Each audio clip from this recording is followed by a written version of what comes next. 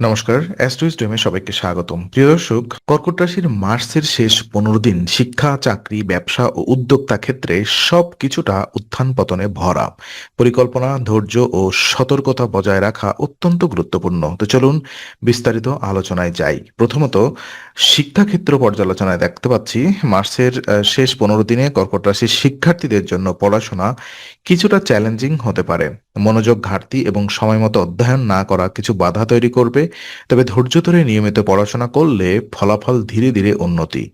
আর পরীক্ষা বা গুরুত্বপূর্ণ প্রজেক্টে সাফল্য অর্জনের জন্য অতিরিক্ত পরিশ্রম এবং পূর্ব পরিকল্পনা জরুরি। এই সময় নতুন ধারণা শেখা, পুনরাবৃত্তি এবং অনুশীলনের মাধ্যমে জ্ঞান আরও দৃঢ় হবে। ভাগ্যের সহায়তা কিছু ক্ষেত্রে শিক্ষার্থীদের সুবিধা দেবে, কিন্তু নিয়মিত অধ্যয়ন এবং মনোযোগ ছাড়া তা যথেষ্ট কার্যকর হবে না। তাই সময়ের সদ্ব্যবহার করা অপরিহার্য। আর চাকরি ক্ষেত্রে দেখা যায় কর্কট রাশির চাকরিজীবীদের জন্য মার্চের শেষ 15 দিন কর্মক্ষেত্রে চাপ ও দায়িত্ব বৃদ্ধি আনতে পারে। গুরুত্বপূর্ণ দায়িত্ব আপনার উপরে আসতে পারে, যা মানসিক ও শারীরিক পরিশ্রম বাড়াবে। নতুন প্রকল্প, ক্লায়েন্ট বা কাজের চাপের কারণে সময়মতো কাজ শেষ করা কঠিন হবে।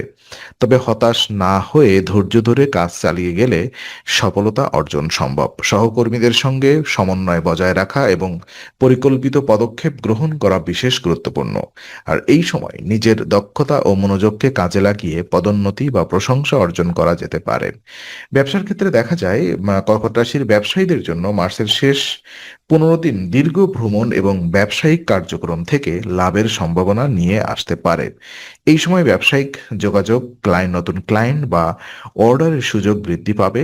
ভ্রমণ বা দূরযাত্রার মাধ্যমে ব্যবসায়িক সাফল্য ও সম্প্রসারণের সম্ভাবনা রয়েছে।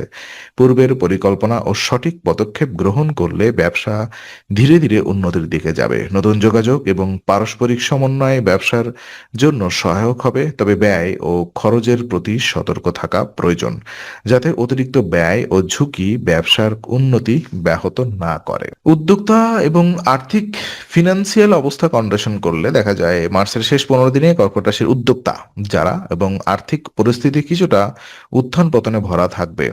খরচ দ্রুত বৃদ্ধি পেতে পারে এবং অর্থের ওঠানামা লক্ষ্য করা যাবে। নতুন পরিকল্পনায় বিনিয়োগ করার আগে সতর্ক অবলম্বন করা উচিত।